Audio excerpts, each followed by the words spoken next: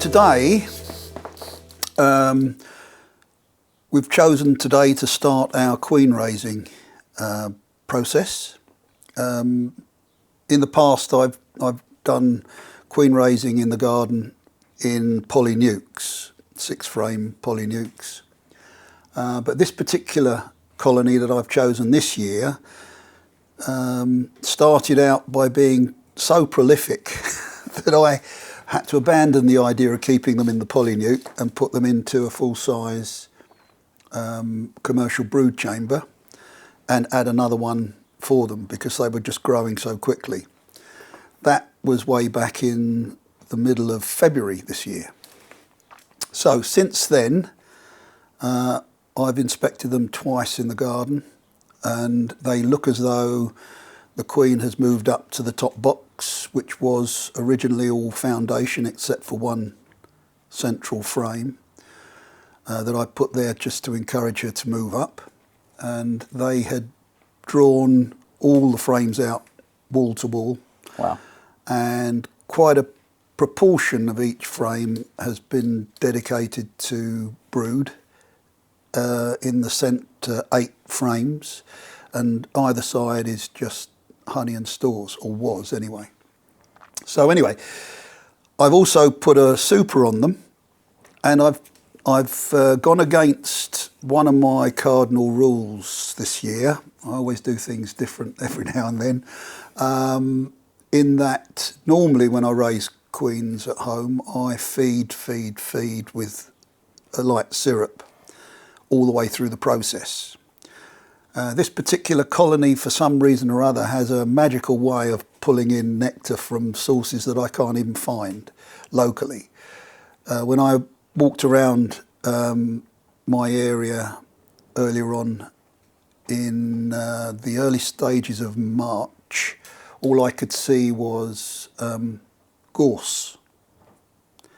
And gorse, as far as I'm concerned, really is only good for pollen, a very good source of pollen at the right time of year. But nectar, no. But when I open the colony up, they're pulling in nectar and storing it. So it wasn't last year's feed that I gave them at the end of the year. Definitely not. It was fresh nectar. So where they're getting it from, I don't know.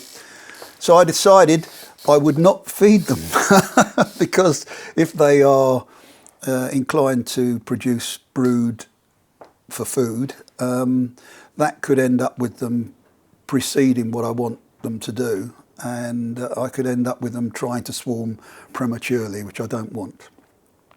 So anyway, this particular colony I've chosen because it has all the right qualities as far as I'm concerned. It's got a very young, prolific queen. They're nice to handle. They respond well to smoke, which is very important. They draw comb lovely and straight and light. Very nice white wax. And they have no tendency to follow or run around the comb and drop off and get in a tiz. So they're good for a garden environment for my apiary anyway. So from my point of view, I'd like to breed from them and see if I can replicate that in my future stocks. So today, what I intend to do is inspect the colony. It's got to be a thorough inspection because I must not have any signs of them trying to raise queen cells when I start. So I'm unfortunately going to spend a bit more time than I would normally do and check frame by frame all the way through. So I mean, I'll have to dismantle the whole stack and go through each box carefully. Then I'll reassemble that box. I want the top box to contain the queen, and I'd prefer her to be on the box that's just had freshly drawn comb. That's my objective. And then I'll have a queen excluder underneath that and the remainder of the brood in the bottom box. Okay, and then I'll put a super back on top to give them some extra space. When I've achieved that today, I'll shut them down and I'll leave them alone for 8 days. 8 days because I don't want any of the brood in the queenless part, the bottom part, to be viable to raise queen cells from. Okay? Yeah. Because when we start the process in 8 days' time of grafting into our queen cups, I want only those queen cups to have their full attention. So, and we'll come to that later. So the reason I've tried to raise queens early in the year, I've even tried starting in February, but it's you can get the bees to raise queen cells if you feed them well enough, etc.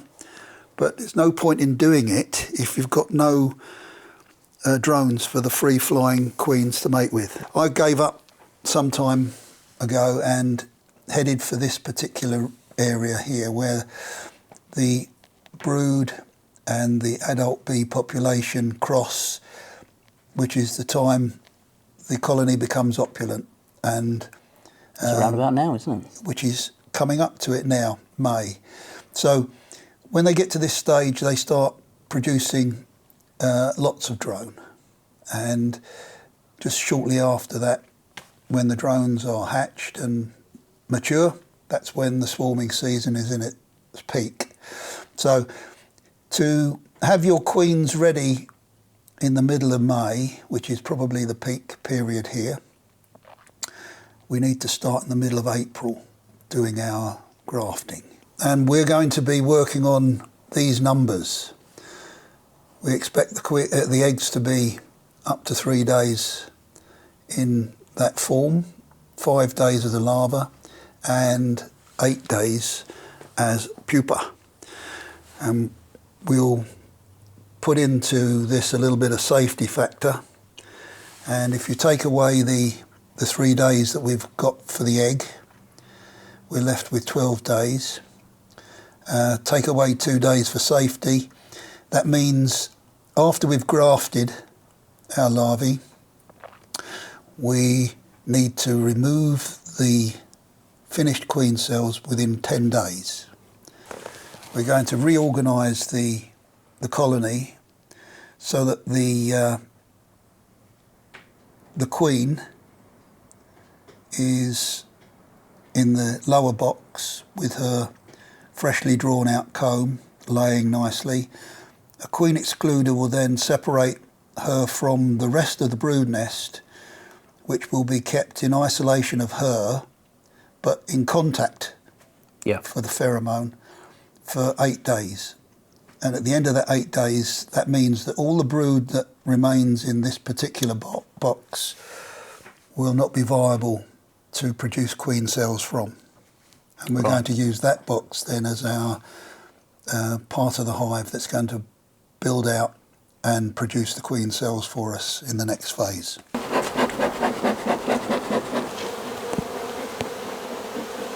Right, now this super, I didn't want them to really start working on it, but I gave it to them as cluster space really. I'll just show you. Well, unfortunately they're already up there, but they've not drawn it out. No. Good, I didn't want them to. I just wanted them literally to have the space. You see how they're nice and gentle on the queen excluder?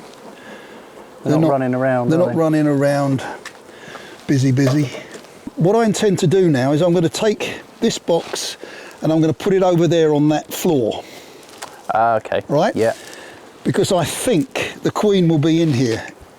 The last time, a week ago, she was up here working like a demon. So, and I want to keep her on that particular set of frames because this was all foundation a month ago. I'll move that first, then I'll just cover this box up. Make sure the queen's not there. She's not. This is heavy. My goodness me. Can you imagine that, trying to contain it in a polynuke? No, not at all. Well, that was the original intention because it was remember, it was a nucleus last year. So I'm just going to cover them up. Remember, this was foundation a month ago. Wow. And I haven't fed them. Wow. Look at that. Food, where they're getting it from, well, I know where they're getting it from now. Yeah. The trees are coming into full blossom around here. We've got oak trees that are dripping. Dripping. I've never seen them like it this year. I'll just put this on the side. And we've got sycamore. Oh, yeah. They're all coming up. Just make sure she's not on that. Oh, yeah. There's the possibility she could be on there as well. That is beautiful comb, isn't it? I can really see what you're saying now about this. They draw comb like it's, you know, a matter of honour. You don't have all these crinkly bits. Look at that. It's all food. That's incredible. No wonder it was heavy. It was heavy. A couple of drones. Quite a few drones, actually, yeah. She did produce a couple of batches of drone on the bottom of the bottom boards there, which is fine. That's a good sign. They don't start producing drones until either they're in distress or they're feeling very opulent. Starting to see a little bit of pollen in amongst the stores. So we're getting a bit closer to the brood. Yeah. Remember, we're examining this to make sure there are no queen cells. Yes. That's the main reason. But see the drone at the bottom? Yeah. But the rest of it is worker. I love it. This queen, when you see her, she's a beaut. See, right down in the corner, that's a good sign there when they keep it to the outer extremities. The rest of it is full of worker brood. Now remember, this is the 20th of April. We're coming into some cat brood now. Apart from, oh, hang on, there is one. Yes.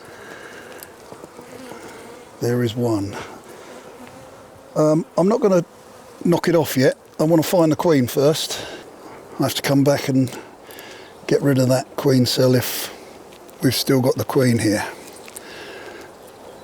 which I have no doubt we have somewhere. Oh, there's another queen cell starting down there as well. Okay, hence the timing, it's probably just on the... Well, they're ready to produce queen cells, so yeah, we need to get this process underway. Where's the queen?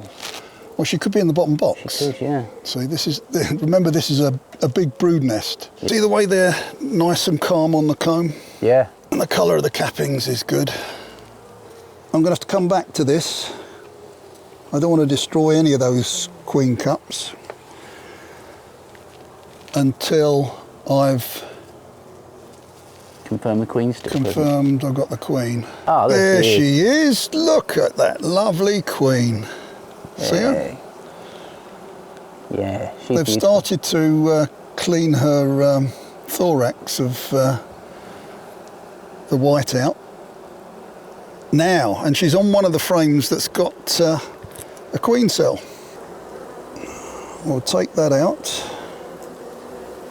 I'll put the queen excluder on now while I remember it, and move this to one side, floor and all. Bloody hell. Okay. Yeah. Got to lift this off the floor. I don't want the floor.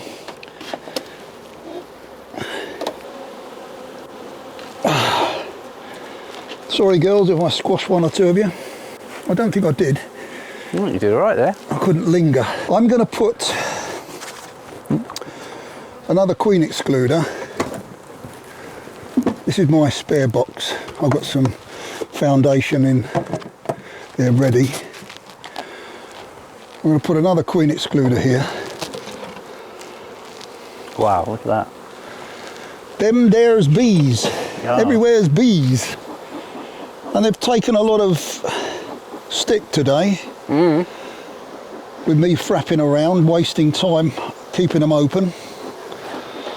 I don't like keeping them open that long. But that's it. Now I'm going to go and get a Well, wet super. Yeah, I'll put the wet super on first, and I'll put this one up. This is really only foundation that they've started to draw, but they don't like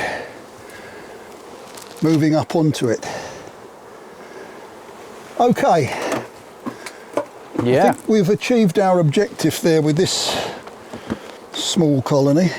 There's no way I could have done what I wanted to do with them in the polynuke this year. No, not at all.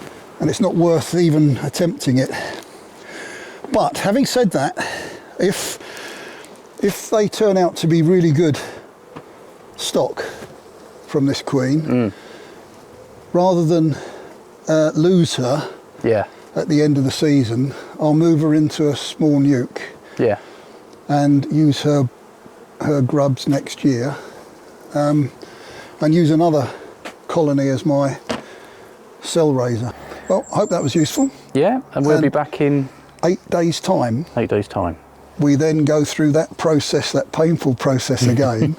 Hopefully, because the queen is definitely in the lower box, unless she attempts to swarm while we're away, she'll still be there, and we won't have to go hunting all over the 2 boxes. But it just shows you need to be on top of what you're doing. Yeah, we cleared 2 potential queen cells, which could have thrown the whole thing out. Yeah. One had an egg in, I think. Yeah. At least one of them was charged anyway. Yeah. Now, when we come back, we have to do that again, on both boxes again. Yeah. Just in case. And then we do the grafting and set it up as a cell builder. Yep. And then we wait 10 days before we harvest the queen cells that we get. Pop them into the nukes. Yep. Very good. Well, thank you, Mike. And we'll see you, in just over a week. My pleasure.